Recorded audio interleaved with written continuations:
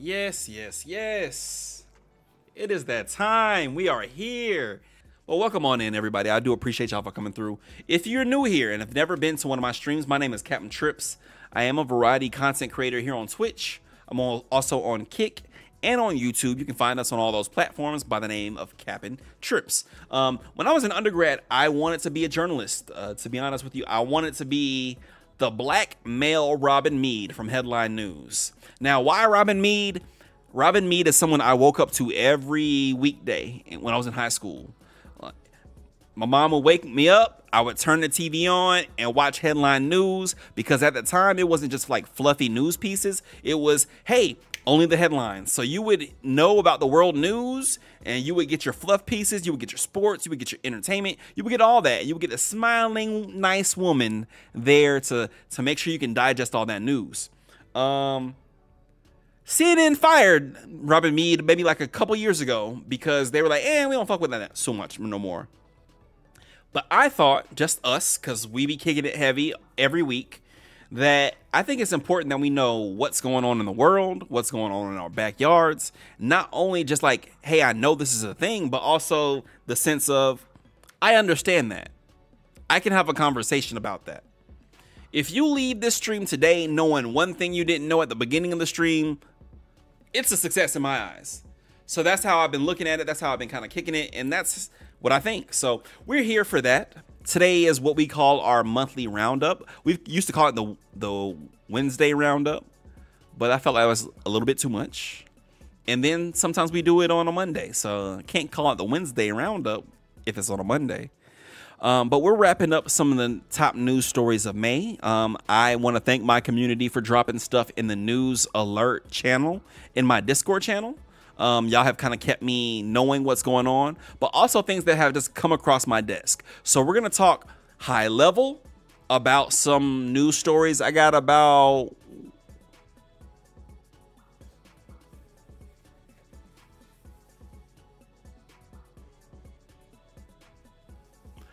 a few. Let's just say I got a few news stories.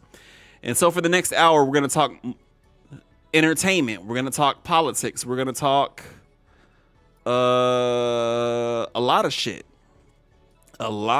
going on. But we're talking about music already. I feel like we can probably start there.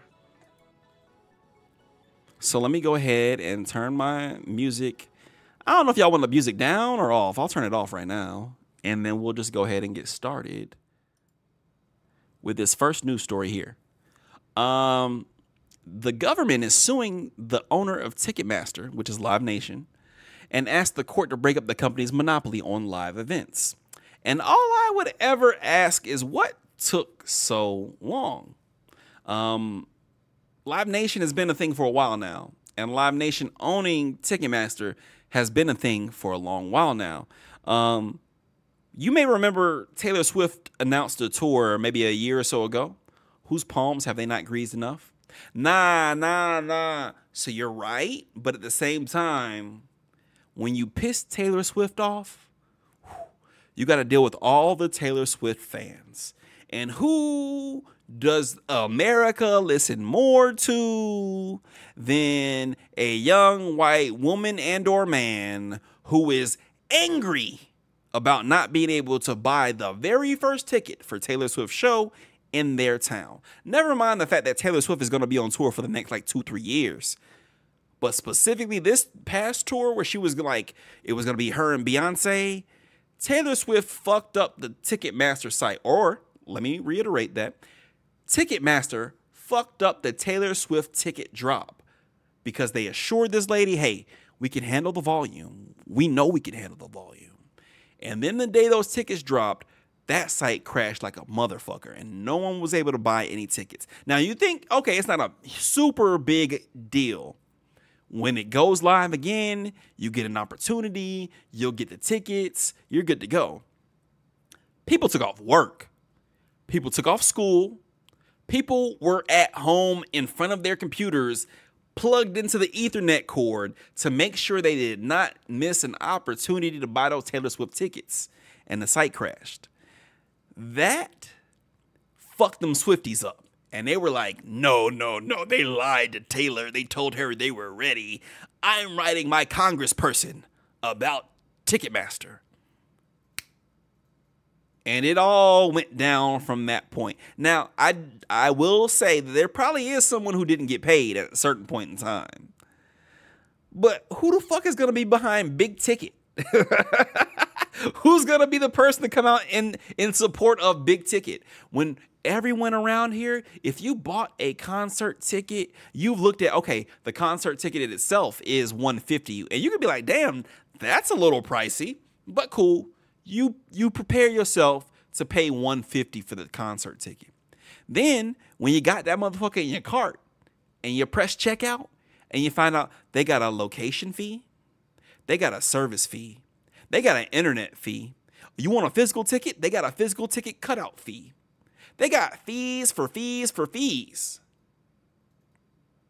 And it's like, damn, there's no one else in the country that does concerts? And literally, there is not. They have like some small touring companies, but no one to the effect that's going to be able to get you into venues like a Ticketmaster Live Nation will.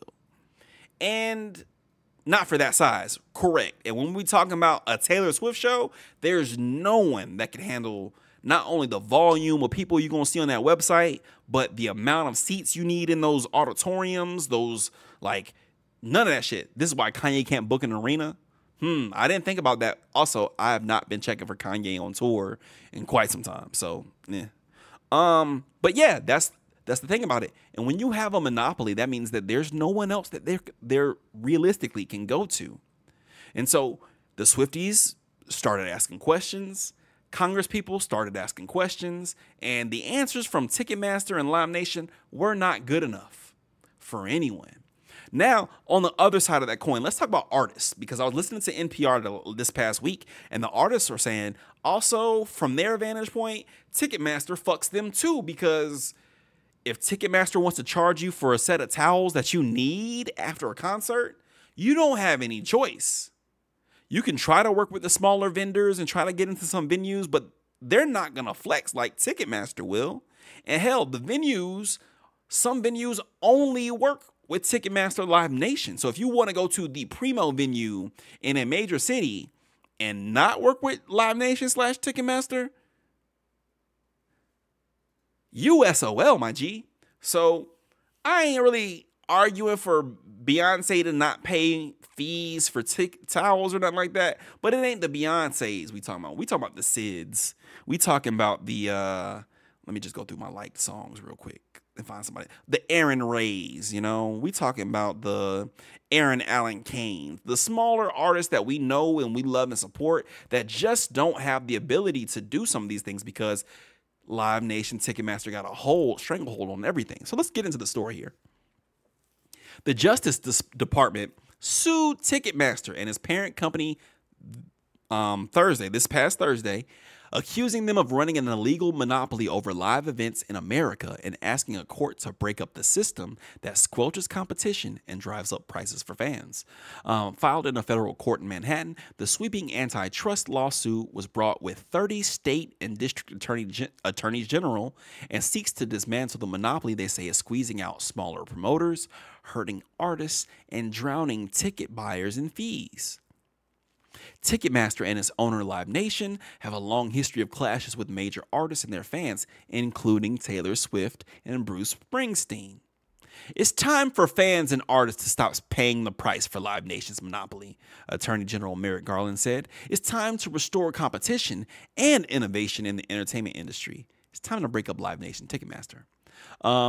The government accused Live Nation of tactics, including threats and retaliation, that Garland said have allowed the entertainment giant to suffocate the competition by controlling virtually every aspect of the industry, from concert promotion to ticketing.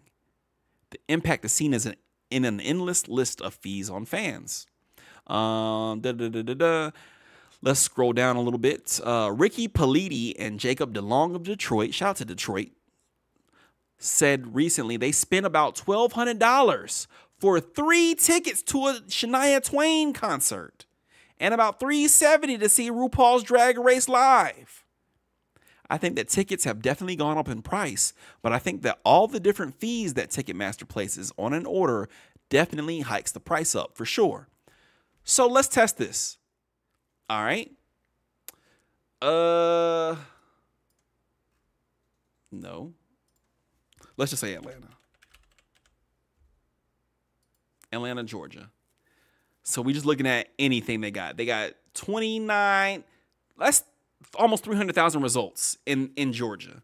So you got Pink, you got the Falcons versus the Steelers, you got all the football. So this is the entire schedule. All the Braves, 99X, which is the rock channel here. They do like a showcase event.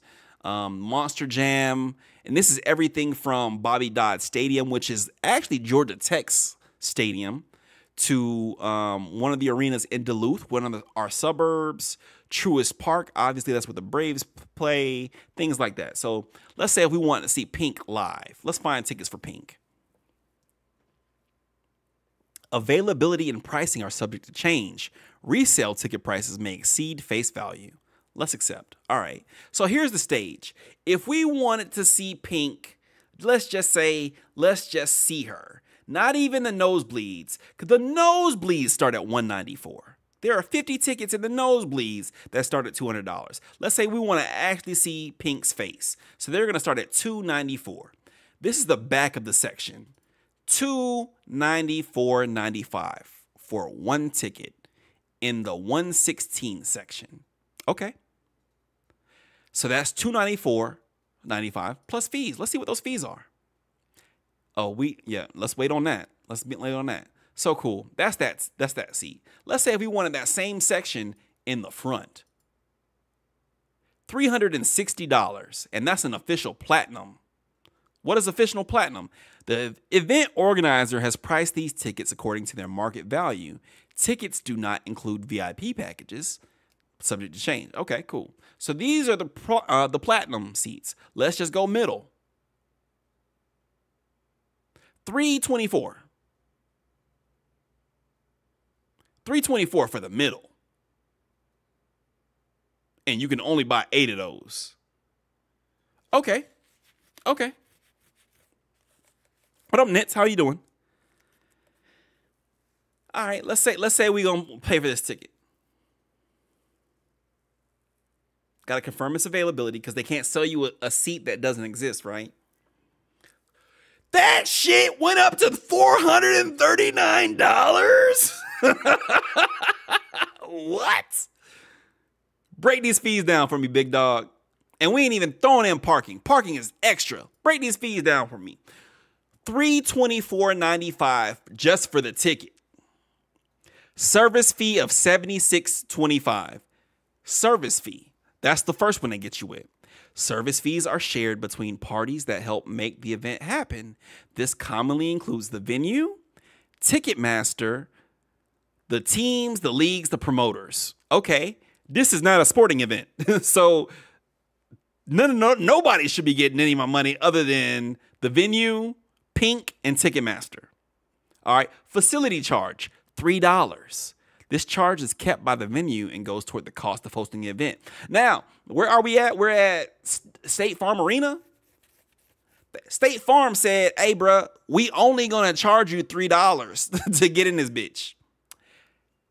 Ticketmaster said, we're going to charge you the $3. We're going to charge you a fee to process your order. And then the service fee of $76. And then taxes of $28.92. So altogether, you're paying $439 for a mid-row seat just to be able to see Pink's face. I ain't gonna lie to y'all, man. My younger sister loves Childish Gambino, and I definitely went when he announced the tour to see what tickets were hitting on. I ain't got it. I ain't got it right now, and I felt bad as a big bro to be able to have to be like, maybe I need to do something else for my sister for her birthday, because it definitely is right at her birthday. So when we're talking about these fees, keep in mind the service fee and the order processing fee. Ticketmaster says, this is on us. Their entire service to you is to make sure you can buy tickets, but they're going to hit you over the head for $75. $82, $83 altogether. How much is he charging? For a similar seat in a similar section, it was like 150. So he definitely ain't got pink numbers or nothing like that. But he's also not in like State Farm Arena. He also, I think, specifically goes to venues that are a little bit better with the pricing so that his fans are able to kind of go. I haven't seen nothing crazy. Now, I paid a hefty amount to get on the floor last time. Can I be honest with y'all? The seat that we would pay for to go see Pink is still more expensive than a floor seat at another venue to go see Childish Gambino, even with the Ticketmaster fees on top of it. That's just the cost of doing business. So depending on who you are a fan of, if they have to be at the top of their craft, like, nigga, I'm never gonna go see Bad Bunny. Bad Bunny? Man, they would probably hit your ass over the head. Let's cancel this order. So yeah, that's Ticketmaster. How are ticket prices and fees determined? And this is how they kind of get you. They say, hey, bro, most of that goes to the artist. And the venue gets some. And look, we get a little bit. And that's a fucking lie. That's a fucking lie. It just doesn't make any sense, man. In exchange for the rights to sell their tickets, venues and sports teams share a portion of the fees collected in the service fee. The order processing fee. This fee is charged once per order and shared between the venues or teams and Ticketmaster. The delivery fee, facility charge, all these fees. And they are lying to us. So they're getting sued right now. Then today, just a couple hours ago, we found out Ticketmaster got hacked. So if you have your payment and information, I don't think they do it for non-physical tickets. I don't. But if you want a physical ticket, either mailed to you or picked up at the venue, you got to pay just to have a ticket, which is with your seat, the date, the name of the artist. And a lot of people do physical tickets because it's a keepsake. I know people who got tickets from the 80s that they still have in scrapbooks. I love that. But Ticketmaster not about to hit me in the head for that.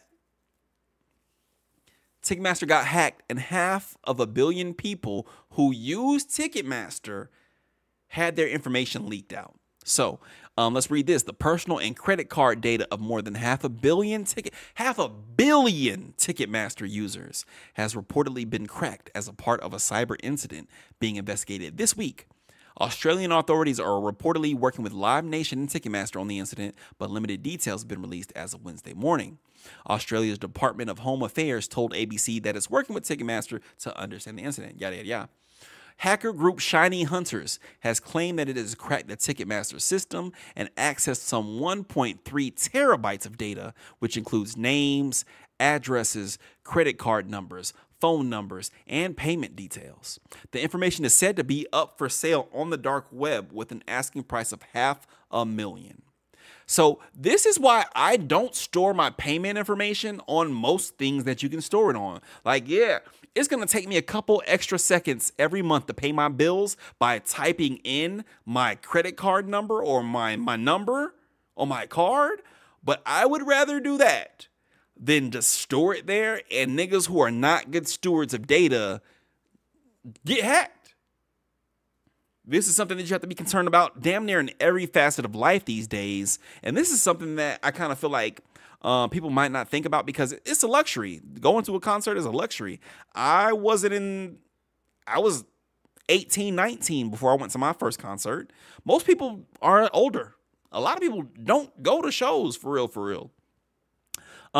Early reports indicate that the user data involves 560 million customers globally, though it is unclear what markets are impacted or what percentage of consumers impacted are from what markets. It's interesting to me that Ticketmaster and Live Nation, they're already working with the Australian authorities, but I ain't get no email from Ticketmaster or Live Nation about, hey, bro, our bad. You might want to change your password.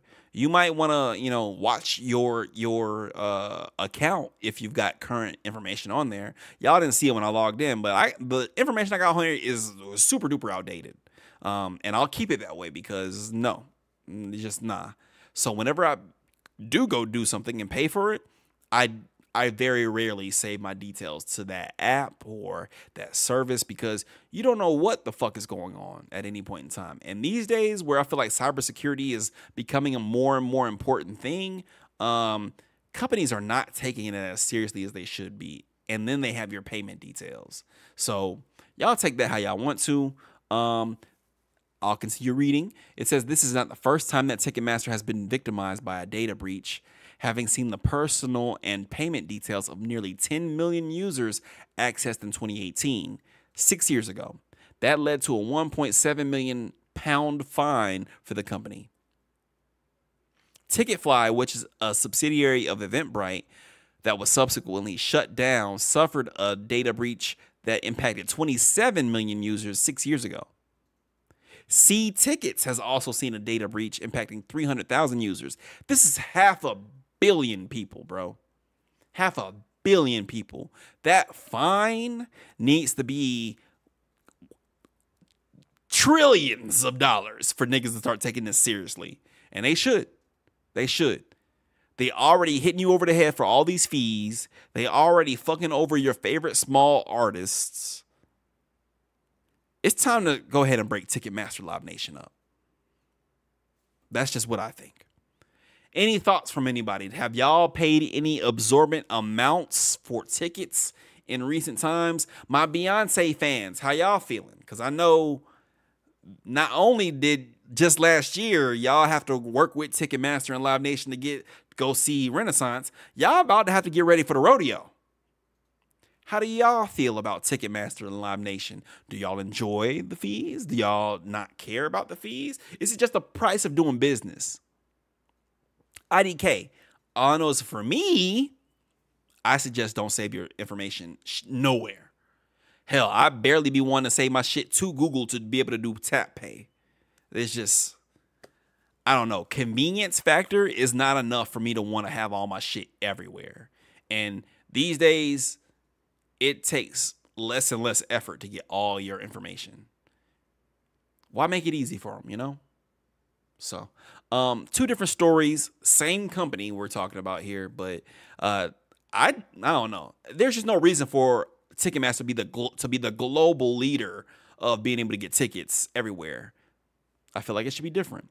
Small venue bands are now £35 to £45 minimum now base price. Now, how is that compared to, let's say, your 20s and your teens, Dio? Like, is that a lot more? Is it less? Is it more consistent? Like, how was that? And also, like, for a showgoer, how do you feel with some of the smaller venues not being able to play ball or be able to negotiate certain things, or for certain artists to shy away from certain venues, period, because if you are using Ticketmaster to promote your tour, you got to use certain venues. You got to do certain things. You got to be certain places.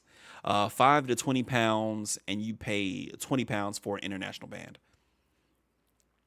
So that is more than double for some instances, and a hell of a lot more for some other instances. And I think I would be pissed about that, brother. And I would want to do shit like go see a show overseas. And I don't know if I'd be willing to like do certain shit to go see a band in the O2 Arena, knowing that I'm going to have some major issues, not only with conversion, but also Ticketmaster just going to hit your ass over the head. Hit your ass over the head. I'll never, it's always fuck Adele because she changed venues on me and her ticket went from 20 to 80 pounds. But what I'm saying is it might not have been Adele's fault. It might be Ticketmaster's fault. Damn, don't blame Adele. Not the girl Adele. It was 100% her fault. Dio said, fuck her. She had me chasing pavements. I'm out. Hate to see it. Hate to see it. She blew up doing her tour. Okay, so you think she's supposed to still be in a small venue when she becomes a star? I don't know. I think she should have honored the tickets that y'all bought and then did another show at a bigger venue for all the fair weather fans that maybe have just been coming along at that time. She blew up during her tour, so she moved to a bigger venue instead of honoring the original one. Yes, do bigger venues next tour.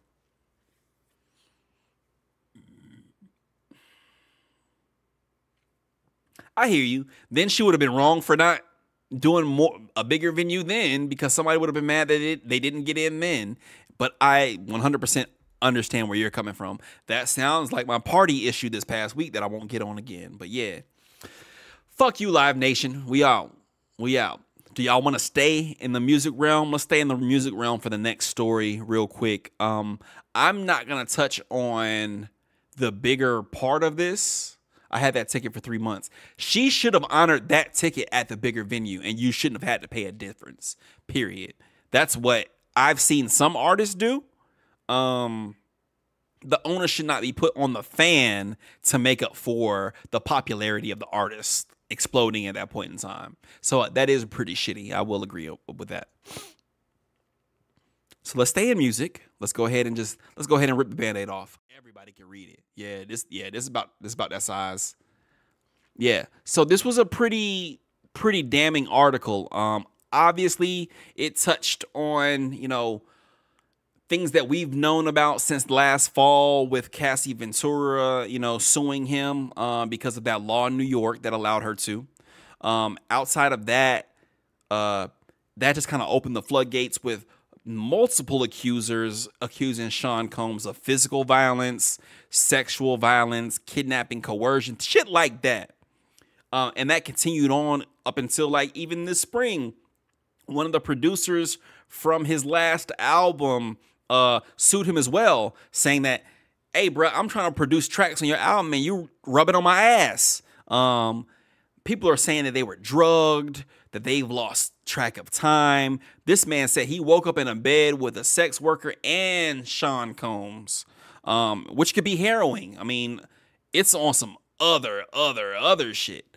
I will let y'all read at your own pace, if you have the stomach to do so, about some of the charges that have been levied against Puff.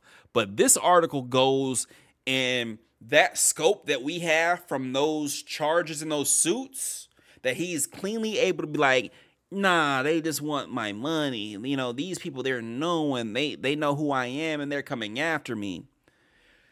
This opens that scope up all the way back to the 80s. I'm talking about since I've been alive in this motherfucker. This nigga has been doing vile shit to people in public, in private, professionally, personally, a lot of shit. So it's a lot to go through, because Rolling Stone, they probably will sell hella magazines off of this article if this is ever in a physical one. But I'm talking back from the 80s, him putting his hands on girls he dated before he even was Puffy, when he was still Sean Combs. The article serves as not only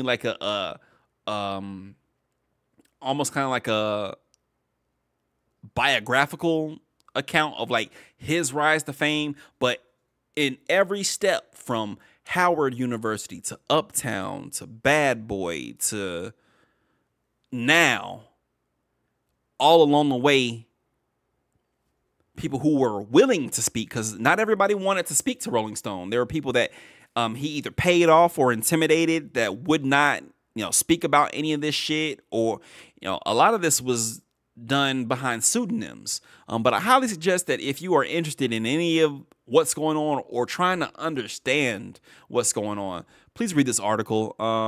Definitely just lets you know kind of just a lot of the context for things going on. Yeah, it's bad, bro. It's bad. It's bad. They even say in here, many decline to participate, wanting to distance themselves from Combs. I'm trying to leave that part of my life behind me, says one former employee.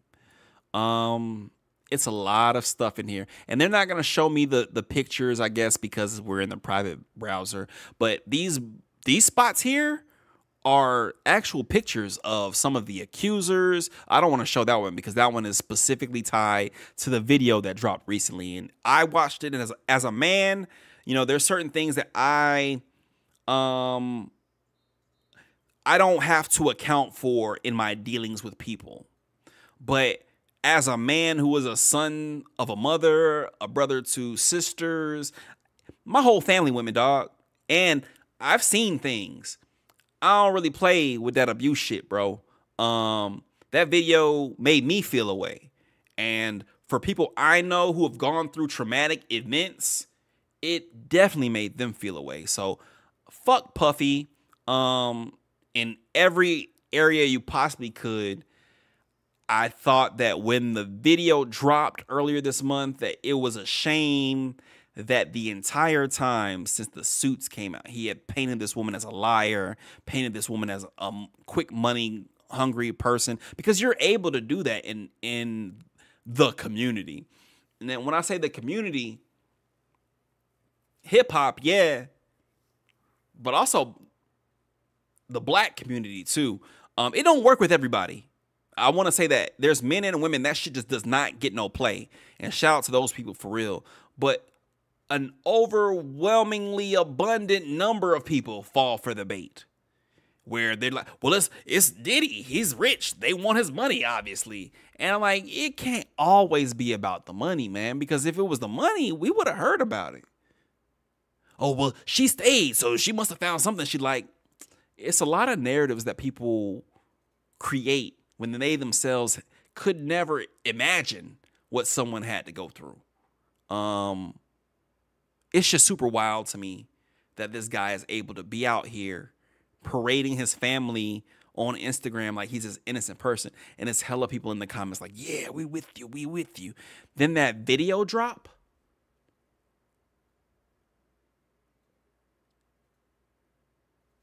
An apology, a half-ass apology come out. And that's all some people need, right?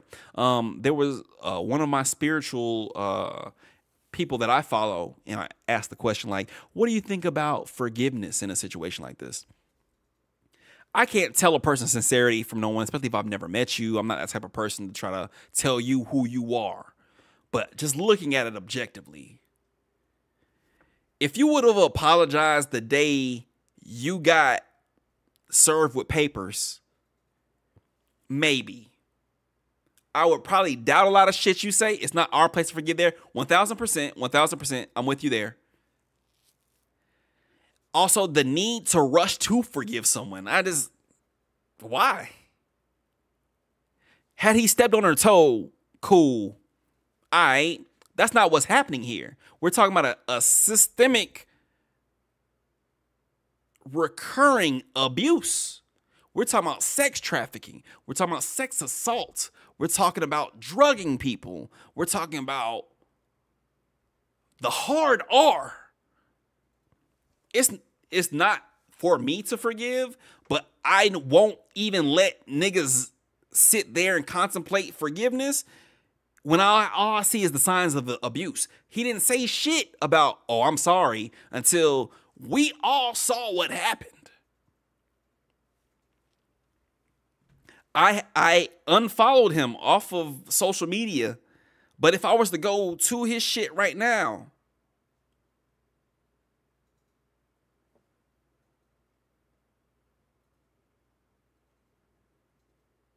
December 6th, he still has this post up where he's talking about people are trying to assassinate my character, destroy my reputation and my legacy. And I'm seeing people I know who like that. I'm seeing people who I know who this fucked up apology like that.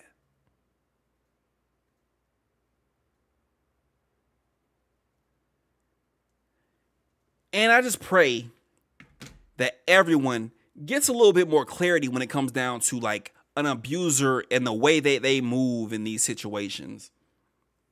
I ain't talking about somebody who is being canceled, because that cancel shit not real. someone who abused someone and is looking to leverage their reputation to get past abuse of someone, stomping on a woman, drugging a woman, assaulting a woman. That's not okay, dog. I hope he loses everything, bro. As we found today, they moving on, bro. A grand jury convenes in New York to review potential federal charges against Diddy. It's been revealed that the Department of Justice is preparing to bring those who have accused Sean Diddy Combs of various crimes before a federal grand jury to hear their testimonies, signaling that the DOJ is planning to seek an indictment. And I will just say, from everything I know, them people don't move until they got everything they need to get your ass. They don't move until they got everything they need to get your ass. I don't know if y'all remember when his houses were raided on the same day at the same time. They caught basically his drug mule. They caught his drug mule, this white dude who nobody ever heard of ever before, who knew who, what, where, when, and why about a lot of shit. Now, if you get caught and you ain't got the millions and billions of dollars that someone you work for has, your only leverage at that point in time is what you know. And you mean to tell me, I don't know what to tell you, dog. They caught that guy, they got him dead to rights. Because I know for sure he ain't trying to do time for Puffy. I know for sure. We talking about drugs I ain't never heard of before. I ain't never knew this thing existed. They caught him dead to rights.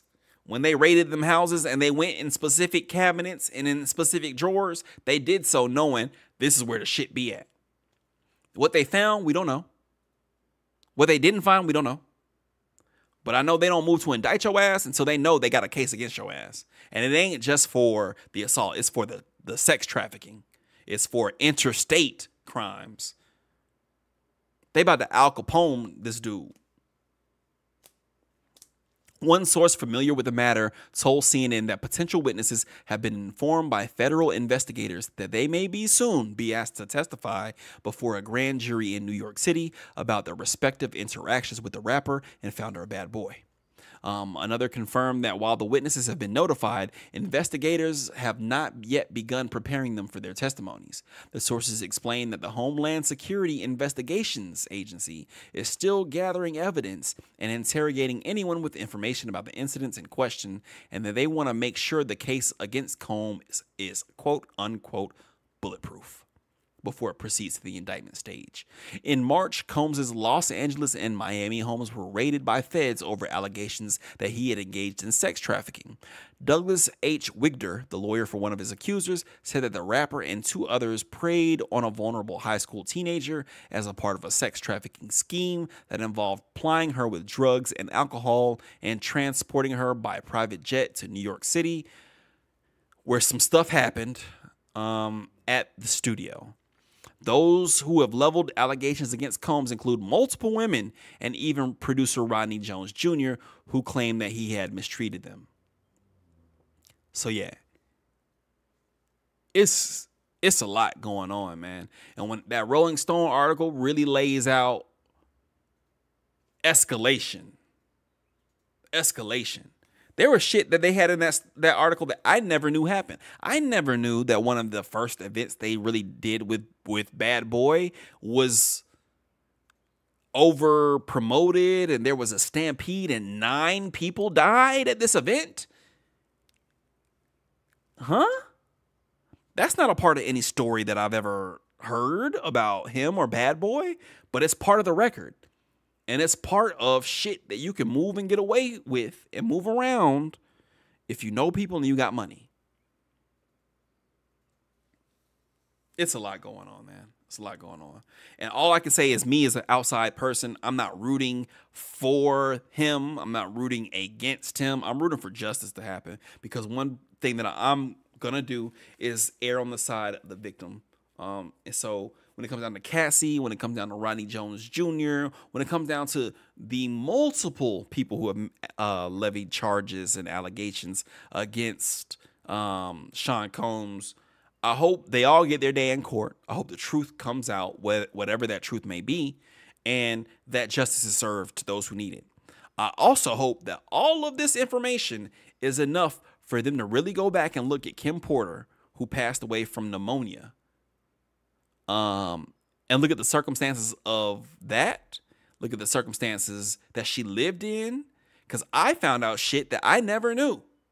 I never knew that Kim Porter was dating Shakir Stewart, rest in peace, a legendary A&R, and Puff hit him over the head with a chair because basically Kim could never move on.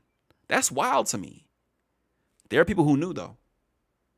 There are people who there are enough people who know enough parts of the story to tell you the entire story.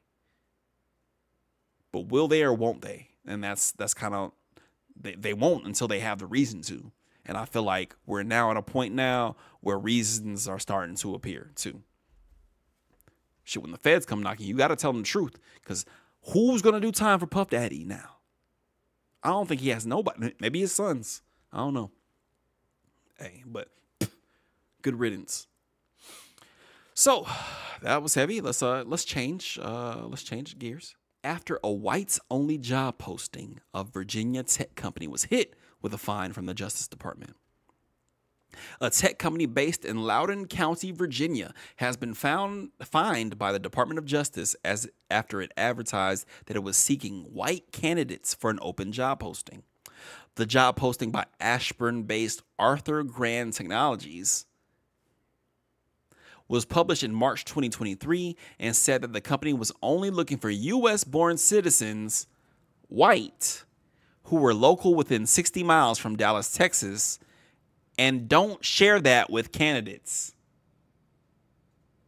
So I don't know who they went through to post this, but the don't share that with candidates, you wasn't supposed to share that with the candidates. But they said the quiet part out loud because, like Nemo says in chat, they couldn't just keep rejecting the people of color like everyone else. That's what they usually do. Oh, okay. So the hiring companies, I feel like it's the hiring company's fault. But no, if you wrote that in there, Arthur Grand Technologies, that's you. That's you. The Civil Rights Division's Immigrant and Employee Rights Section opened an investigation in May and determined that Arthur Grand discriminated based on citizenship status and national origin after a recruiter working for Arthur Grand's subsidiary in India posted the advertisement on the job website Indeed. Whoo! First of all, fuck Indeed. And I wonder about this recruiter. Did they do this did they do this on purpose? Because it feel like they did this on purpose. First of all, why is their subsidiary in India posting the advertisement knowing that no one in India qualified for being U.S. born, local within 60 miles, and white?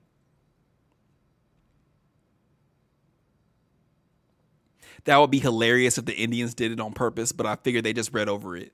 And that's probably exactly what happened. But boy, they probably that whole firm got fired. But nah, it's shit like this happening all the time, bro. And like Nemo says, they usually just keep that part quiet and then just quietly like disperse all the people of color who apply for the job. Following that posting, the advertisement was widely circulated online. I think I do remember this happening last year, but I never really looked very deep, right? An investigation by the Office of Federal Contract Compliance Programs determined that the company advertised for an open business analyst position in Dallas through a public online hiring site. It's shameful that in the 21st century, we continue to see employers using whites only and only U.S.-born job postings to lock out otherwise eligible job candidates of color. I share the public's outrage at Arthur Grand's appalling and discriminatory ban on job candidates based on citizenship status, national origin, color, and race. As a part of the settlement, Arthur Graham will pay a civil penalty and will train his personnel on the INA's requirements, revise its employment policies, and be subject to departmental monitoring. They must also pay compensation to those who file complaints with the Office of Federal Contract Compliance Programs. So I feel like that don't mean shit. The civil penalty don't mean shit to nobody. If they can pay, like, if it's $1 billion company, it need to be $1 trillion fine. Like, a fine need to hurt you, because with poor people, the fines are meant to hurt and disrupt you. Right? There's hella people in jail right now for bail, right? Because specifically the bail, they know these people cannot pay the bail or put something up for the bail. That hurts and disrupts them. These people gonna keep doing this wild shit until you hit them deep, right? The penalty need to be $1 trillion. And I know I said trillion like 3 times tonight, but really, it has to be enough that motherfuckers who do shit like this in the background be like, damn, maybe we need to stop doing fuck shit, because $1 trillion is nothing to flex at. Shrug over. Meanwhile, you hitting a company like let's just say Boeing, which is a multi-billion-dollar corporation with a couple $100,000 fine. They'll pay that out of the budget they pay to wipe out the wow. Did y'all see these ads come out of nowhere? To wipe out the mistresses of the CEO. They'll pay that money like it ain't shit. It need to be a lot, bro. It need to be a lot. I'm not immigrating to Canada, so please stop doing that. My VPN must be bouncing or pinging off of somewhere in Canada, which I think is very interesting. Speaking of big corporations doing fucky shit, let's look up in the sky. American Airlines blames a girl who is 9 years old for not noticing she was being recorded by a flight attendant in a bathroom.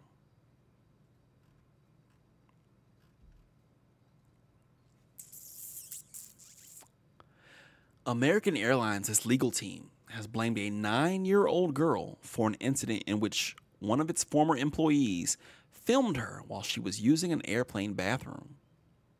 The airline is being sued in a Texas court after a now former flight attendant, Estes Carter Thompson III, used a recording device to film girls between the ages of 17 and 14 years old using the American Airlines bathroom for several months last year.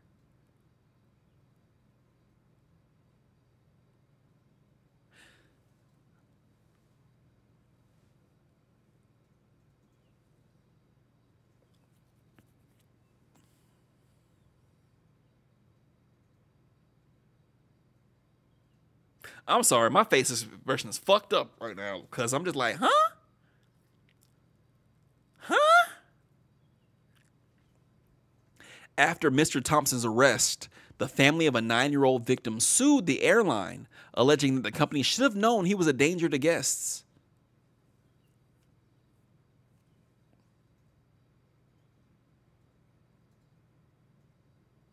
On Monday, a lawyer representing the airline wrote in a filing that the little girl should have been aware that a device was recording her while she was using the bathroom.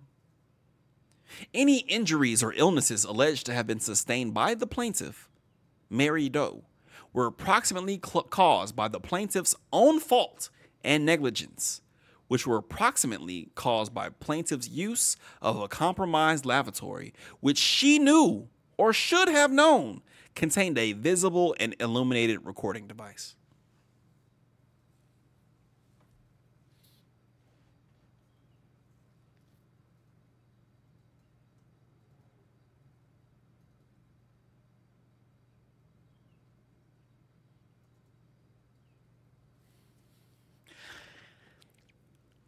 I would posit, and I'm not a lawyer, I used to want to be a lawyer, but I would posit, isn't the employer an active controller of the site, have more purpose and reasoning to know and believe that the compromised lavatory was their fault rather than a child's fault? Nemo says, there's victim blaming and then there's this. I don't even understand that. The lawyer of the family says instead of taking responsibility for this awful event, American Airlines is actually blaming our daughter for being filmed. How in good conscience could they even make such a suggestion? It both shocks and angers us. American Airlines has no shame. The Independent reached out to American Airlines. They did not get a comment before they went to press. The little girl was allegedly filmed during a January 23 flight. She and her family flew from Austin to Disneyland. In September of that year, a 14-year-old girl from North Carolina noticed that an iPhone was recording her while she was using the bathroom. Her discovery ultimately led to the arrest of Mr. Thompson in January of 24. The parents of the 14-year-old victim offered their sympathies to the Texas parents blamed, whose child was blamed. The callous legal position shocks us. Our hearts go out to the Texas family. The police found that Mr. Thompson had recorded girls on at least 4 occasions. He has pled not guilty to charges of attempted sexual exploitation of children and possession of child sexual abuse material depicting a minor. His next court date is 1 July. In addition to blaming the 9-year-old victim, American Airlines also made clear that Mr. Thompson's alleged recording of children while they used the bathroom was outside the course and scope of his employment.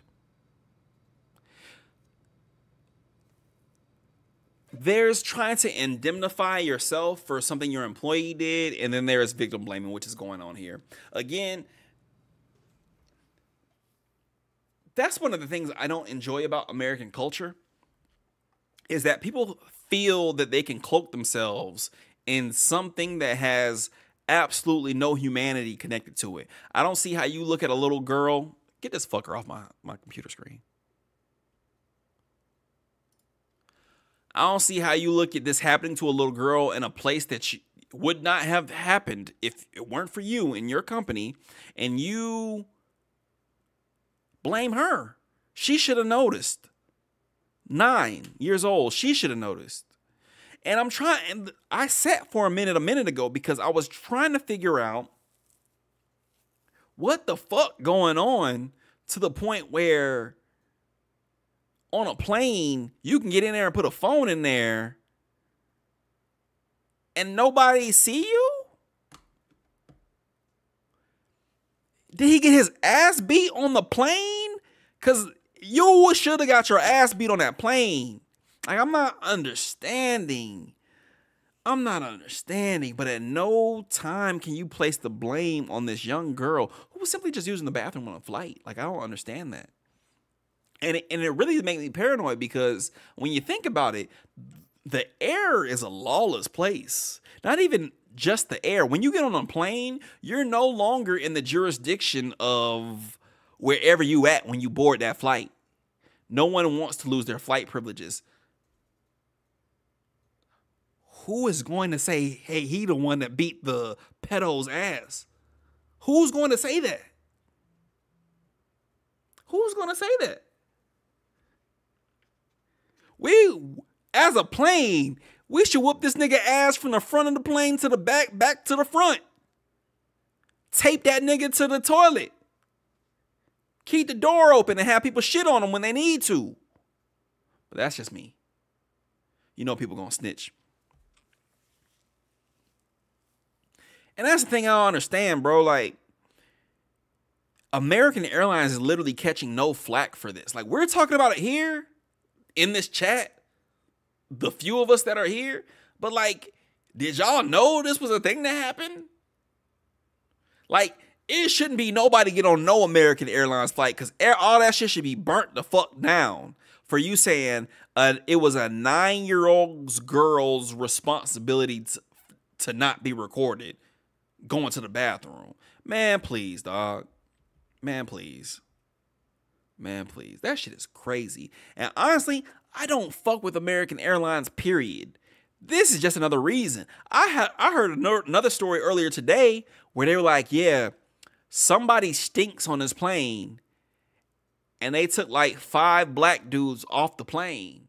Any public toilet anywhere could have a freak connected to it. I bet women have this in their 6th sense somewhere. And they do. Once again, this is something that me as a man, I'm not thinking about when I go take a shit on a plane. Hopefully I don't have to take a shit on a plane, but in case I gotta take a shit on the plane, nowhere in my mind is, oh, it's a nigga recording me take a shit on his plane. Women got to worry about a whole lot of shit that we don't even have to like constitute. And it's weird to be in the same, you could be in the same exact environment and be on 2 completely different wavelengths based on your experience as a man and your experience as a woman. And we should have more conversations with our sisters, fellas. We should have more conversations because we may go into that bathroom and be like, hey, you know, I ain't never thought about it, but like, what the fuck is this light right here?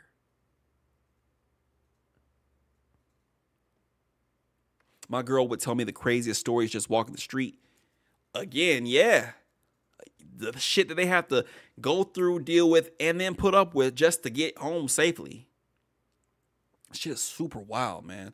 I hope this nigga burn in hell, first of all. Yeah, nah, that's a thing too, for real. I specifically don't do Airbnbs because Airbnbs are more creepy than not these days. Hotels, I suggest all of my lady friends, whether we've dated or not, period, I suggest they all get a door stopper, and like there's a specific thing that fastens the lock to the door. You know, the latch when you go into one of them hotel rooms, they got the latch, whatever. There's a thing that makes that stick there, and the only way you'll be able to take it off is if you're inside versus somebody being able to do some weird shit to the door and it come off from outside. Travis says, I would have beat the brakes off of a freaky ass nigga and lost my flight privileges. And that just would have been what it is. Like, I'm gonna be honest with y'all. This is not an admission to a crime. But I've been in situations where the police have been hella understanding because they would have done the same thing. And I feel like this isn't one of those situations where the police would have been like, he lucky I didn't get my hands on him, and let you go. Now, it's a big risk. This would be the feds.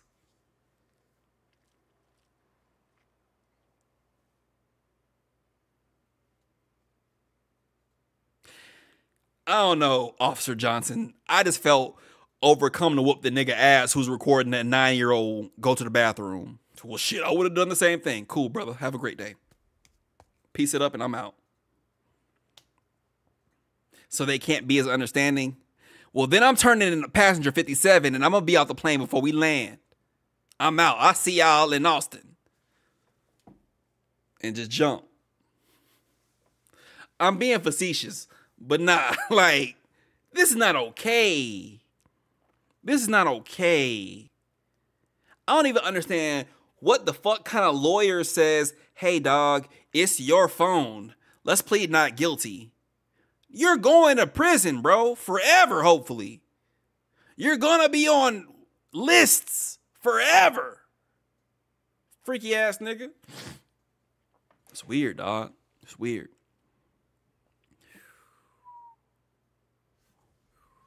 I would have tried to flush his head down that scary ass toilet. Fucking face would have been blue.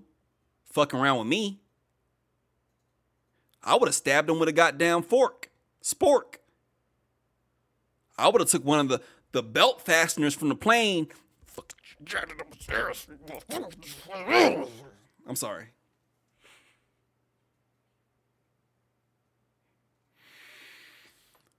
I'm sorry. Yeah, my bad. Yeah, nah. I don't want to be in those positions. I really don't, because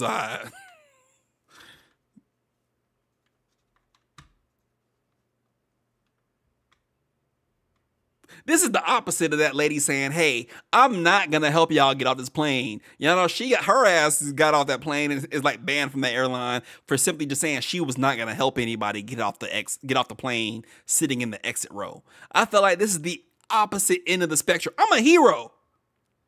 I'm a hero.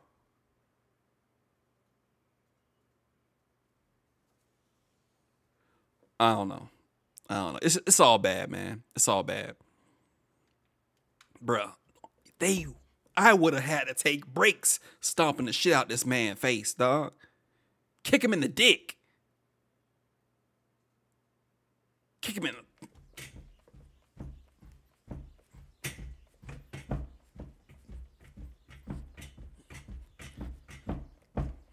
Sorry.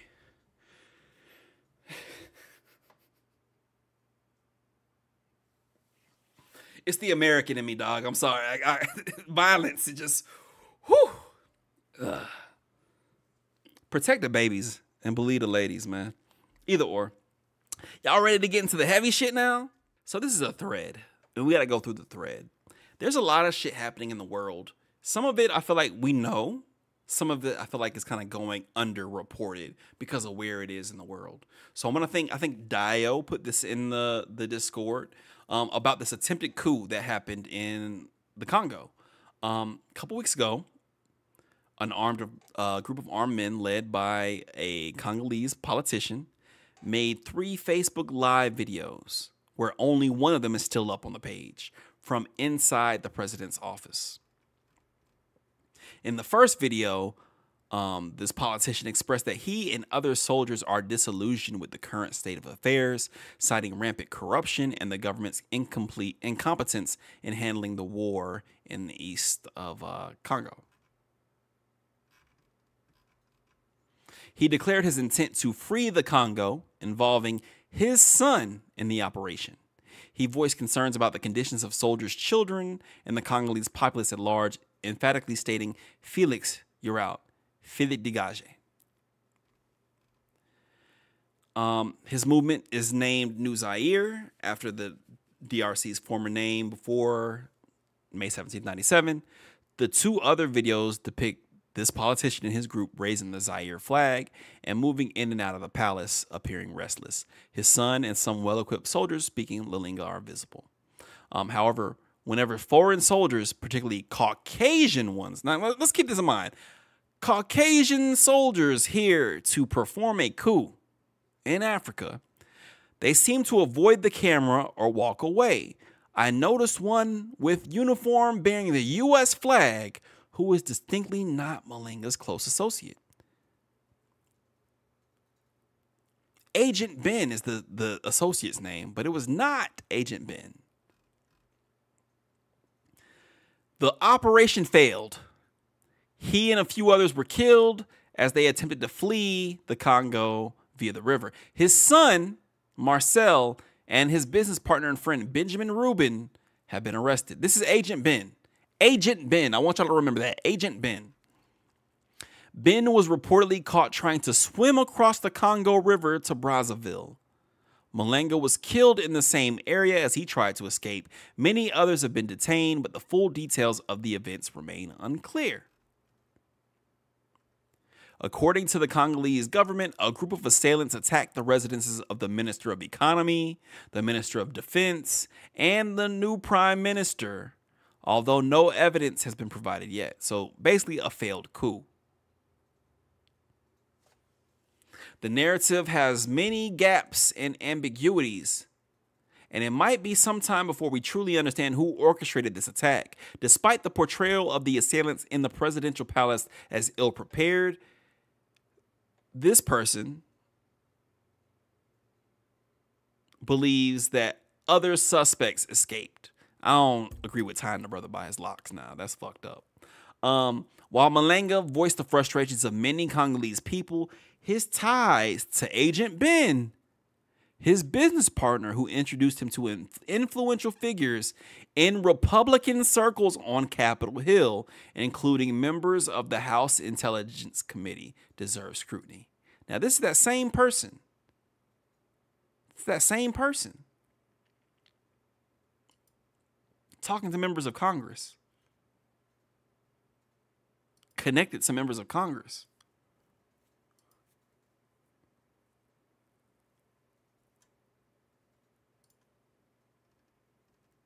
Ben's connection to that place and those people should also be examined.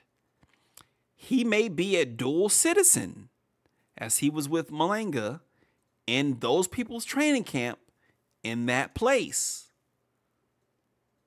The identities of the other whites and foreign mercenaries that were there and whether they were killed or escaped remain unknown. Now, I'm not going to watch this video, but there's a person that is not African. He's not Congolese. I'm going to just skip through it.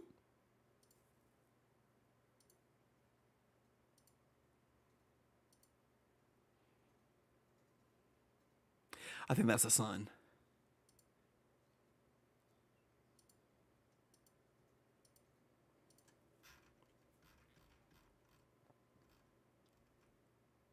Outstanding questions. Was the DRC's president's recent visit to Brazzaville to meet President Nguesso connected to this incident? Did he have prior knowledge of the coup? Who within the Congolese military or political class collaborated with Malanga? What assurances did Malanga have to justify endangering his own son? Why target the presidential office at 4 a.m. on a Saturday when it was highly likely that the president would not be there?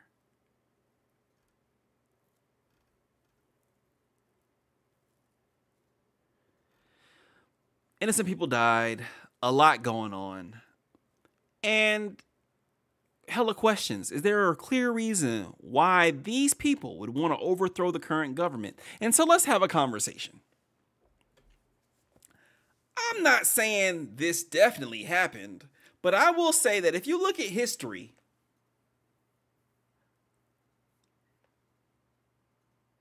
certain people, certain countries keep coming up in this specific situation. I want y'all to understand the victor gets to tell the story of what happened. And when it works, it works. But when it don't, you have the ability to be like, we don't have shit to do with that. I also will say it's super interesting because if you really look at like what happened in Haiti, where I believe the president or prime minister, I forget the exact title, was assassinated a few years back. It's this same situation. The same exact situation. And people have gotten convicted and are going to prison for shit. There are parts in that coup that pretty much, even though Haiti was never the most stable place in the world anyway, further destabilized Haiti. Who benefits from that? Or who will benefit from that? Because it's a long game being played. It's not told in a matter of days, weeks, or months. It's told in a matter of years and decades. My Congo history is hazy, and I don't know which side of Congo this is exactly, but it's interesting that Belgium is quiet on this.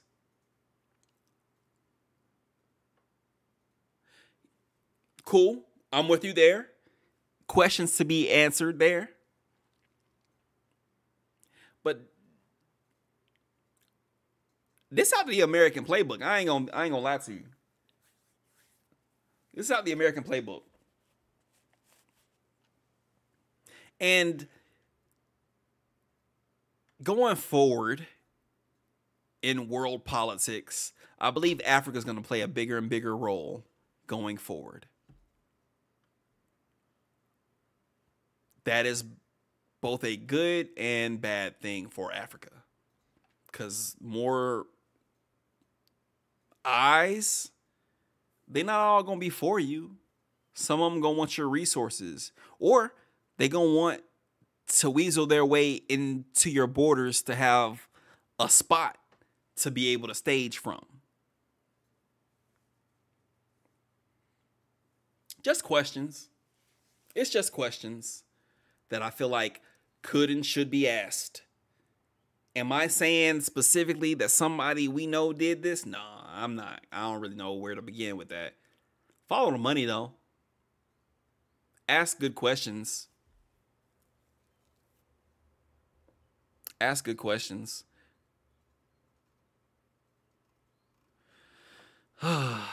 It's super weird. Speaking of this man from Utah declined a $100,000 a year job offer to travel to the Congo on a security job that was actually this coup. Let's read about this. So he was basically that man's son. And he turned down a 6-figure offer to travel to the Congo as part of their security detail during the coup.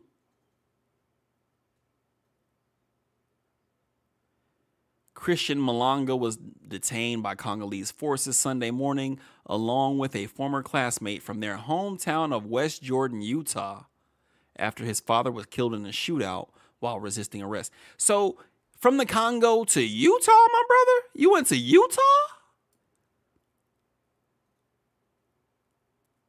His high school football teammate, Tyler Thompson, 21, was one of 2 other Americans arrested after an ill-fated attack on the presidential palace. Who are the other guys? Let's see who that is.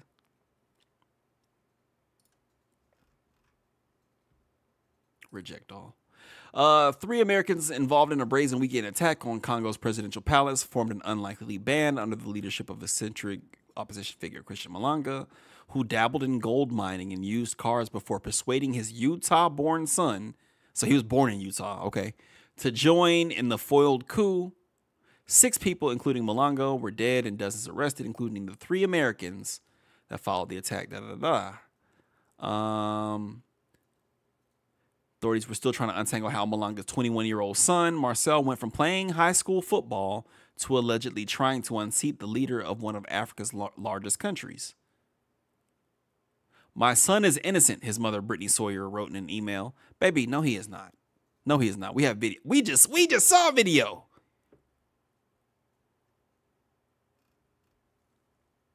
Fuck that. I don't even care about Marcel no more.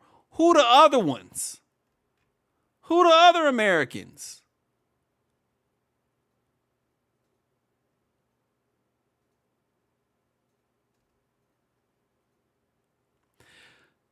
Let's read this quote real quick. What up, Joy? Oh, my captain. How we doing? Is this a name change? Is this an official name change? Shout out to Joy, man. Much love to Joy.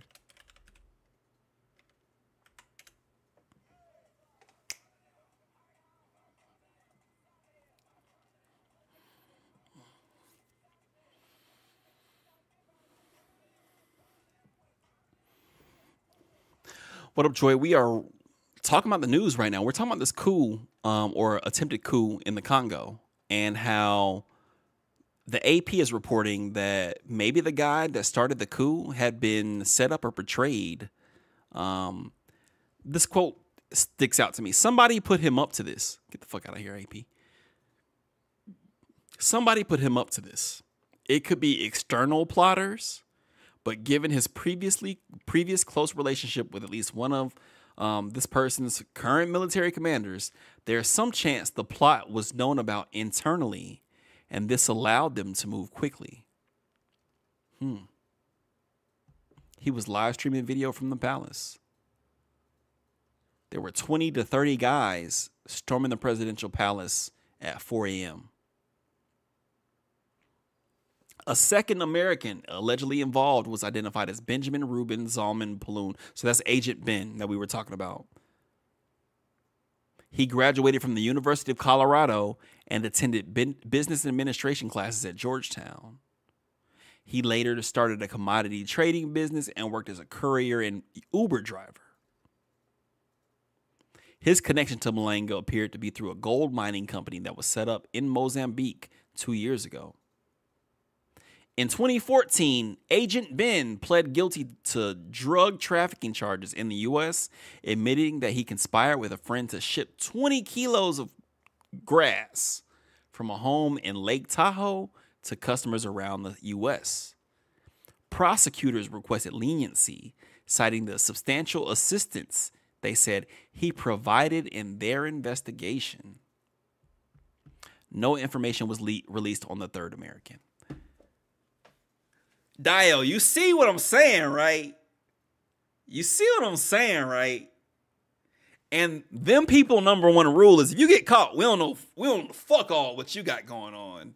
You don't work for us, you're an asset for us. So you're not on no payroll. We don't have no paperwork saying we told you to do this. But we're going to prop you up and put you in these positions to do this. And if it works, cool. We got our end. If it don't, hey, we don't know who the fuck you are. And that's what exactly it sounds like.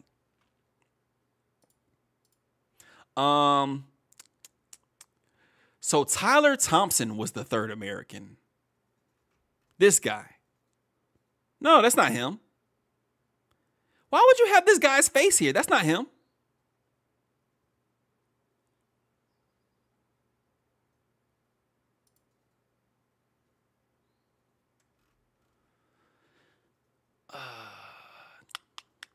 Daniel Gonzalez, a former teammate of the two Utah residents caught up in the foiled coup, told the AP that Marcel had offered him $50,000 to $100,000 to spend 4 months in the Congo as a security guard for his politician father. The 22-year-old FedEx worker strongly considered it, but said that it lacked concrete details. He ultimately declined so he could spend the summer with his girlfriend. I feel really sad for Tyler and Marcel, but at the end of the day, I can just be grateful that I didn't go because I would be stuck in the same scary situation.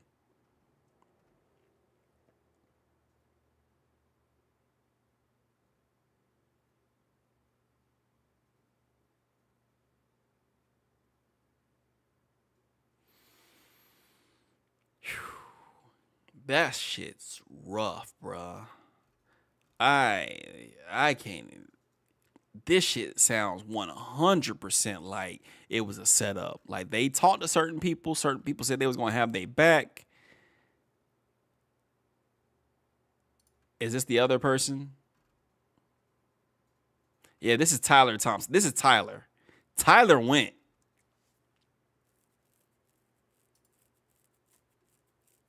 Tyler went. He said, I want the 100K.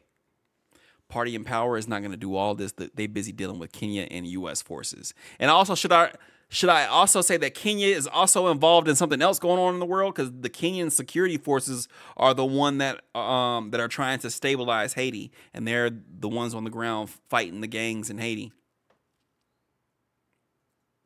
Bruh said, hey, man, I would rather be with my girlfriend than go with y'all to Africa. And it saved his life. Because he probably might not have made it back, man. I don't know what the fuck these people got going on, but a failed coup is super interesting in these times. All I ever want anyone to do is ask questions, and it's enough questions here that need to be asked about who, what, where, when, and why. And these people who have pictures with this dude that is dead now, all of them need to be talked to.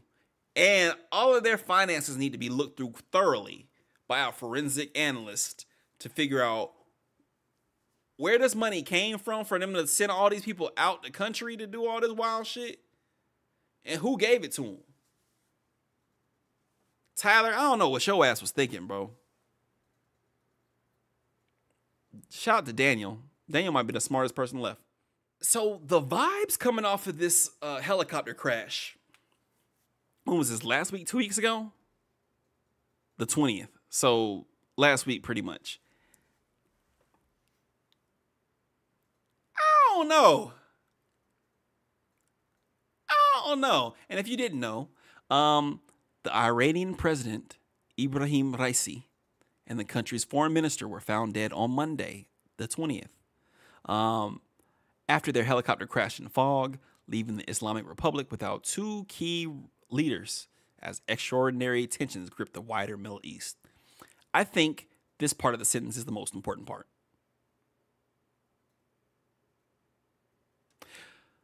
The supreme leader Ayatollah Ali Khamenei, who has the final say in the Shiite theocracy, quickly named a little-known vice president as caretaker and insisted that the government was in control, but the deaths marked yet another blow to a country beset by pressures at home and abroad. And it was almost on the border of Azerbaijan, Iraq over here, and far away from the capital. Iran has offered no cause for the crash, nor suggested sabotage brought down the helicopter, which fell in mountainous terrain in sudden intense fog. In Tehran, Iran's capital, businesses were open and children attended school Monday. However, there was a noticeable presence of both uniformed and plainclothes security forces.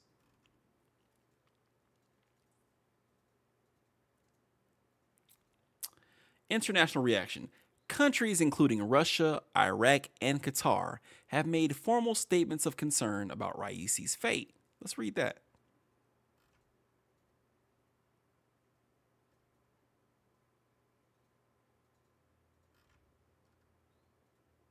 The helicopter was carrying Raisi.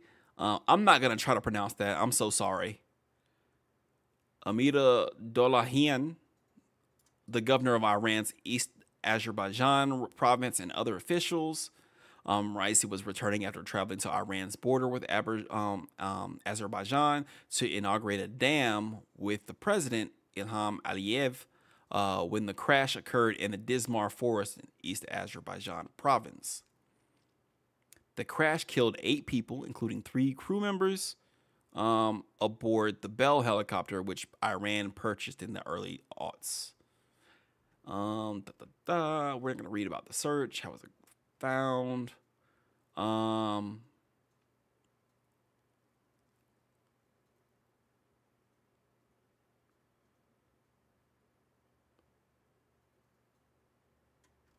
will Raisi's death impact Iran? Raisi was seen as a protege to Iran's supreme leader and a potential successor for his position within the country's Shiite theocracy. Under the Iranian constitution, if the president dies, the country's first vice president, in this case Mohammad Mokhbar, becomes acting president with elections mandated within 50 days. What has the international reaction been? Countries including Russia, Iraq, and Qatar have made statements of concern about Raisi's fate and offered to assist in the search. Well, this is when I guess he was missing. Azerbaijan offered any support necessary. Relations between the two countries have been chilly due to Azerbaijan's diplomatic relations with Israel, Iran's regional arch enemy. Saudi Arabia, traditionally a rival of Iran, although the two countries recently made a rapprochement, said it stands by Iran in these difficult circumstances. No immediate reaction from that place. And just last month, those people did a strike on the consular building in Damascus that killed 2 generals. After that, Tehran launched hundreds of missiles and drones at that place, and they were mostly shot down, and tensions have apparently subsided.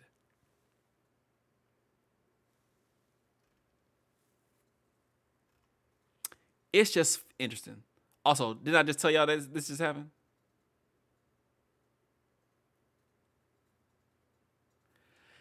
I don't know. Questions. I'm not saying something happened. I'm just saying the timing is interesting. But okay. Helicopters are known to crash in fog. So, I mean, hey, it could have just been a random thing that just happened at this random time. Interesting things going on in the world, man. Interesting things going on in the world. And, of course, we have the continuing conflict that's going on in Gaza to the point where the ICC, the ICJ, everyone is telling that place not to go into Rafah. The decisions are binding. You have to listen to us, but no one can make you listen to us. Okay, so they do it anyway. And they go and they drop 2,000-pound bombs on tent villages that refugees are hiding in for safety. People have been driven from their homes, starved, relocated, going through starvation, famine, genocide. And the places you tell them to evacuate to aren't even safe. Oh, it was just a big mistake. Somebody shared a visual earlier today where if we just looking at it, it's a lot of mistakes that are happening by one side in this supposed war, which we gotta be honest with ourselves. It's not a war. It's a genocide, bro. It's a genocide. Let me look at numbers because that's what we want to see.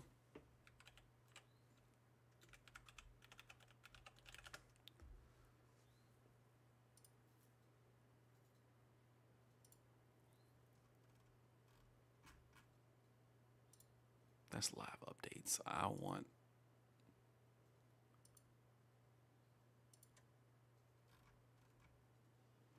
As of right now, as of today, there have been over 36,000 people killed, including more than 15,000 children just in Gaza. 81,000 people injured, with more than 10,000 people missing. And the thing about it is, all of those numbers are not accurate, bro. We don't know how many people were killed because some people have been disintegrated. We don't know how many people are injured because not all of them have been found or accounted for. More than 10,000 people missing. We don't even know who all is missing because the people who would have reported them missing are missing themselves and or dead. And that's just in Gaza. In the West Bank, over 500 people have been killed. West Bank is nowhere near Gaza. 130 children killed. They didn't have shit to do with this. The House says, right, it's either they're highly incompetent and wasteful or they're evil. It's both, though. It is both. It is both. And I think that we just need to speak plainly about what's going on here. Within our country, hold our leaders accountable. Within the world, shame and get these motherfuckers who are perpetuating this madness out of here. Look at a map, and most of the map is identifying and claiming Palestine as a state because they feel like the only way for there to be able to be something to do is to recognize them as a state, and that therefore, if they are a recognized state, that means that you can't do the things that you have been openly doing to them without it being considered a genocide. Who are the big holdups on that? The West. The West. That situation has gotten so bad I can't even stomach the footage anymore. I need something to happen fast. Brother, yeah. I'm with you on that. I know I actively get mad when people put photos and videos of beheaded children on my timeline because I'm not trying to see that at 7 o'clock in the morning. But I need to know what happened so I can be pissed off at 7 o'clock in the evening by the time I get on here and talk to y'all about it. And not just for the sake of me being pissed off, but for like, I'm hoping me being mad about it makes somebody who don't really know or have a dog in the fight, if that's how you want to put it, to look into something a little bit closer and be like, you know what, that's not right. But it's only so much that's not right that can actually happen before something needs to change. And we need to get buck with the people who consider themselves our leaders because this is not okay. I don't want this shit done in my name, done in my father's name, my mother's name, my grandparents, my future children. No. This shit is sick. It's sick on so many levels. On so many levels. And I just can't have conversations with people who, if you don't know what the fuck is going on at this point, you don't want to know. You're going out of your way to not know because it's everywhere. We was talking about this AI image this morning. All eyes on Rafa, the AI image that has been shared more times has gone more viral than any other AI image. And I see both sides of that debate, to be honest with you. I see the people who think that they're doing something good by sharing an AI-generated image to spread awareness. But are you really spreading awareness? Because if it don't inspire someone to go and figure out where's Rafah, what's happening in Rafah, who's doing it, what can I do, how can I help, what's my part in this, then it's a loss. But what can we do? And the thing about it is all of the traditional venues and avenues that people would use are kind of showing how out of date they are. And I think that people think, oh, eventually people are just going to get frustrated and give up. And I don't know if they really understand who people are these days. And when I use the word we, I'm only meaning my generation, the people the carers, and what estimations are going on in people's heads. Y'all kicking people out of school, y'all expelling them for just peaceful protests, so they're not gonna do that no more. It didn't work. No one's divested. Smaller colleges have divested. Columbia hasn't divested. So it needs to be something more demonstrative. The ante is going to get raised. And it's not no one's fault but the people in power.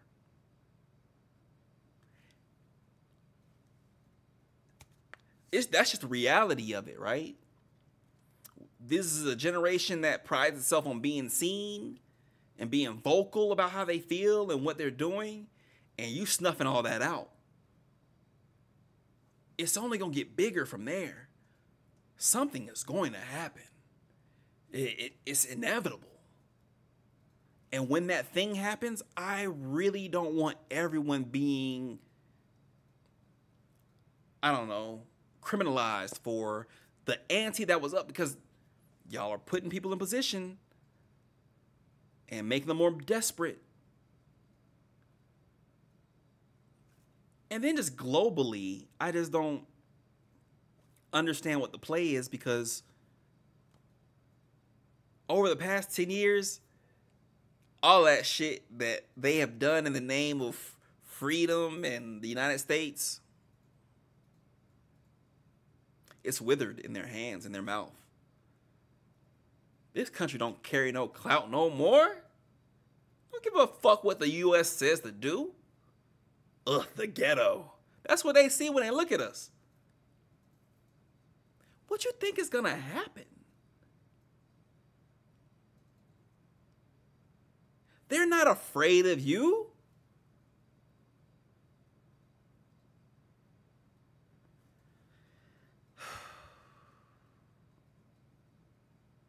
And there's so much going on. Palestine, Congo.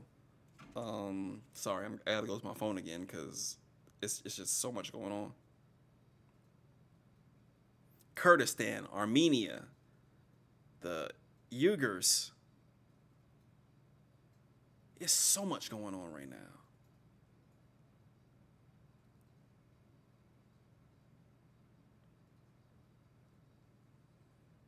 And it's only a matter of time.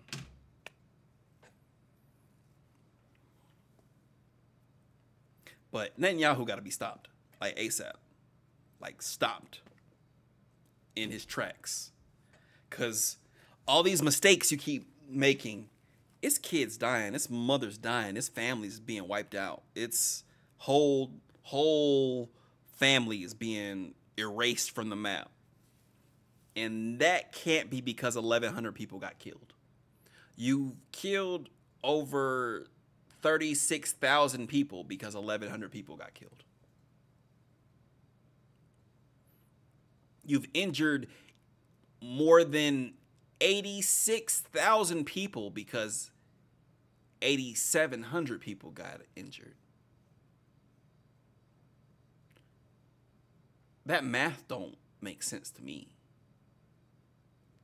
And people are just, oh no, they you know, you hear the fucking Anthony Blinken or whatever his goons' names are being like, oh, they deserve to be able to protect themselves. This is no longer about protection. It hasn't been for quite some time. By October 10th, it was no longer about protection. It's about you stamping these people out and dancing on their graves, literally. You want to wipe these people out, take their land, and make that resort land that you can do whatever with. It's sick. It's sick. But it's caused me to have to refine the way I think about the conflict. And I'll say in the beginning, I was a little bit too broad with my statements and my views. And it's been very refined now because there are people here who share the faith with those people who say, not in my name. So it can't be black and white because it's not. But it's black and white with these numbers. That guy gotta go and he gotta pay for what he's done. And it ain't just him. It's a lot of people in positions of power there, here, damn near everywhere that gotta go with that thinking. And that's all I can say about that before I start saying some other shit. This shit's sick.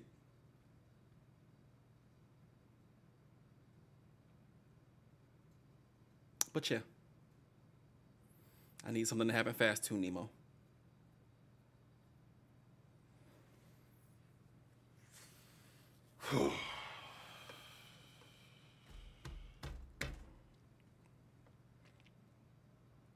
Is there anything that I forgot? Is there anything that I didn't cover? Well, there was the Baltimore bridge ship. People got stuck.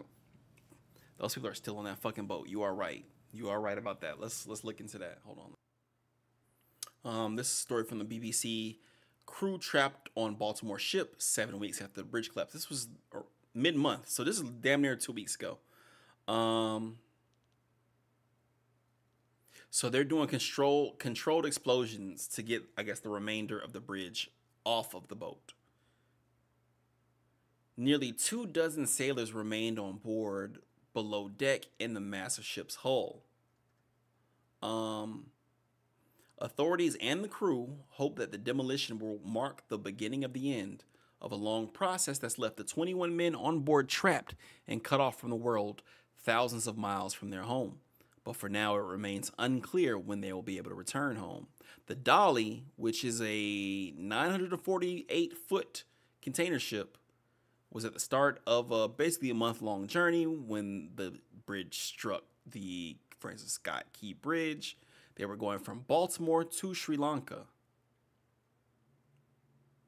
There were 2 electrical blackouts which disabled equipment ahead of the incident and noted the ship lost power twice in the 10 hours leading up to the crash. The crew was made up of 20 Indians and a Sri Lankan national, have been unable to disembark because of visa restrictions, a lack of required shore passes, and parallel ongoing investigations by the NTSB, the National Transportation Safety Board, and the FBI. I think at this point, we know it was the power outages that did this shit. It's not their fault.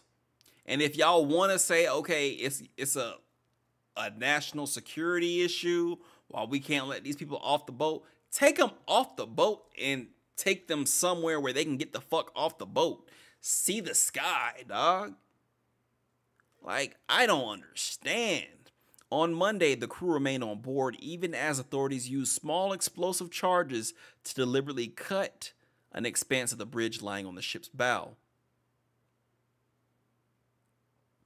They are a part of the ship, Admiral Gilreath of the U.S. Coast Guard said.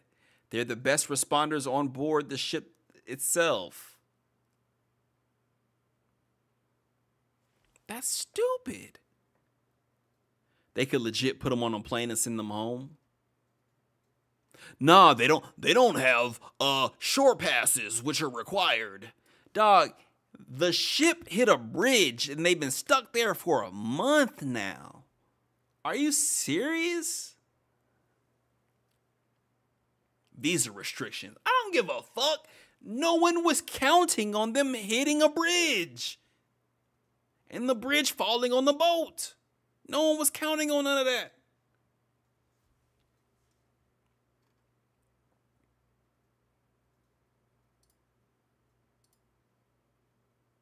According to Joshua Messick, executive director of the Baltimore International Seafarer Center, a nonprofit org that works to protect the rights of mariners, the crew has been left largely without communication with the outside world for a couple of weeks. After their mobile phones were confiscated by the FBI?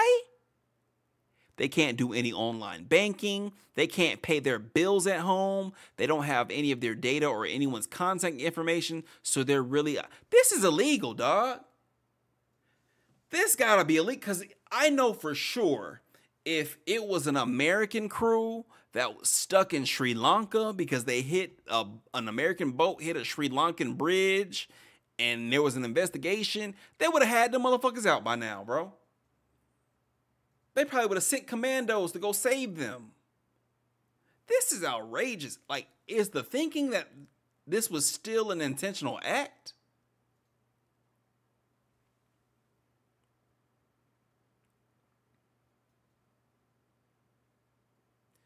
In a joint statement, the Singapore Maritime Officers Union and the Singapore Organization of Seamen released a joint statement that said the morale has understandably dipped, driven by unfounded fear of personal criminal liability and emotional distress. Yeah, I would be concerned, but it's not their fault. Like we can split hairs about, okay, cool. If the ship lost power twice within 10 hours, y'all coulda, shoulda, woulda let someone know before you came close to civilization. Fine. But no one in the world would have and could have thought that, okay, this is going to happen again. It happened twice within 10 hours, but it's going to happen again as we approach this bridge. It's immoral, but they are well within U.S. law. Yeah, the well within U.S. law shit don't mean anything to me when you got a airline company that can blame a 9-year-old girl as their legal defense because she should have known she was being recorded. Fuck out of here. The fucking former president is on trial right now for giving his side bitch hush money, and we're talking about splitting hairs for legalities. There's legality and there's morality, and this shit don't fall nowhere in the clear on either end, to me. And maybe I'm an idealist. I probably am. And this shit just doesn't make sense to me. It doesn't. It doesn't fall under international maritime law because of where the boat was crashed. That's just how U.S. law is set up, sadly. Clowns. Clowns.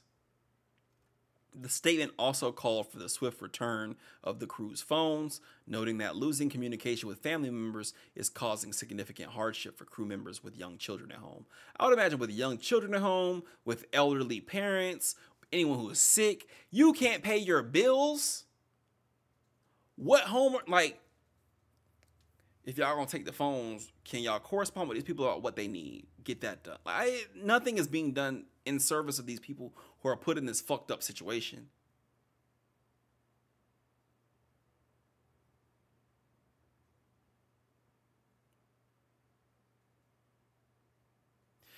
Dave Heindel, the president of the Seafarers International Union, said that however long the investigation takes, the crew's rights and welfare should not be infringed upon. We call on the authorities to be mindful that seafarers utilize mobile devices to conduct personal business for bill payments and, more importantly, transfer money to their home country to sustain families. Crew members are becoming demoralized without the basic tools we all take for granted.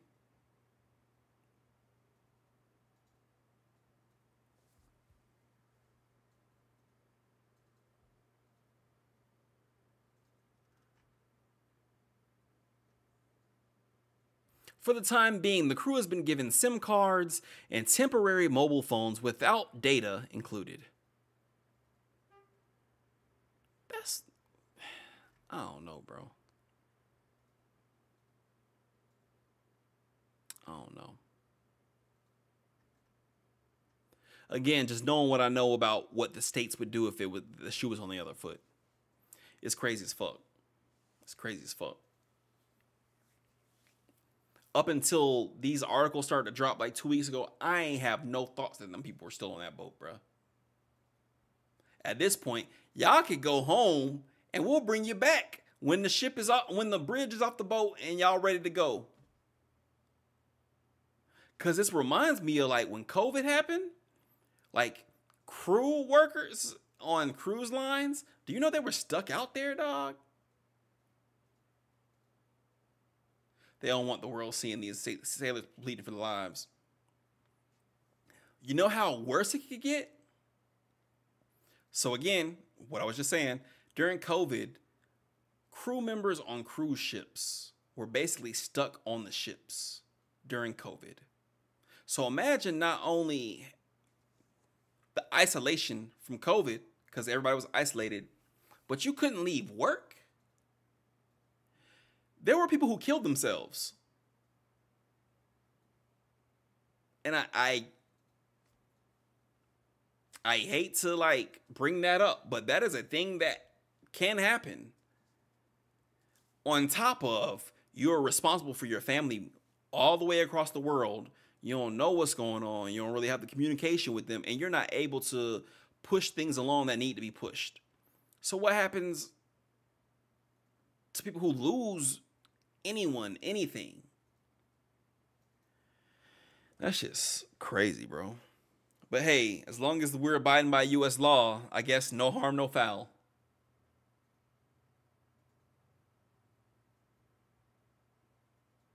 That shit wild. But yeah, on that note, unless anyone has anything else, I think that's it. They're going to reopen the channel by the end of May. But don't nobody know when they'll be let off the ship.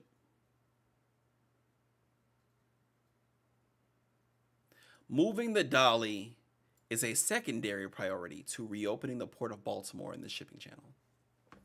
Getting the money back moving through the port is more important than letting the people off the ship and letting them go.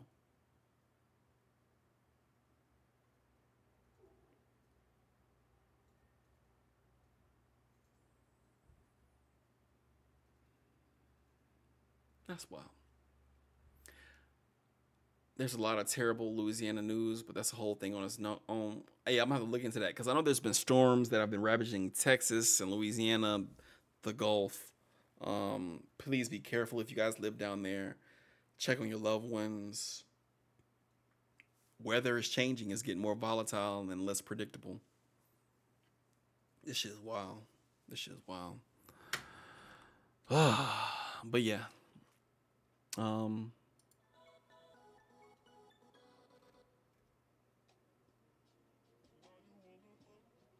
Oh, we talking about laws. Oh yeah, Louisiana is one of the worst states in the fucking world. In the world. That place exists to get over on its people. That shit wild.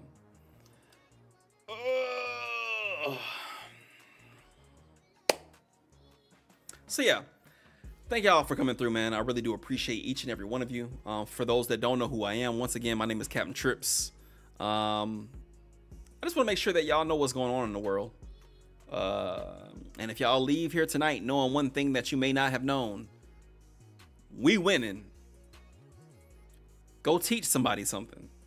Go talk to somebody about something. Spread that like wildfire. Because we're getting into an era in this world where knowing shit is literally gonna be the difference between life and death. And that's a lot of motherfuckers counting on us not knowing shit. Y'all can take that how y'all want to, but we're gonna be back on your regularly scheduled bullshit this upcoming Friday. Vote locally. Real talk. Real talk. Real talk. Real talk. And I take it further. I think I'm about to start getting into my like era of showing up to city council meetings. knowing who is who and who doing what, where, when, and why. That shit's important. It's a lot of shit that gets by on a local level that people just don't know about or care about that affects them directly. And it trickles up. It trickles up.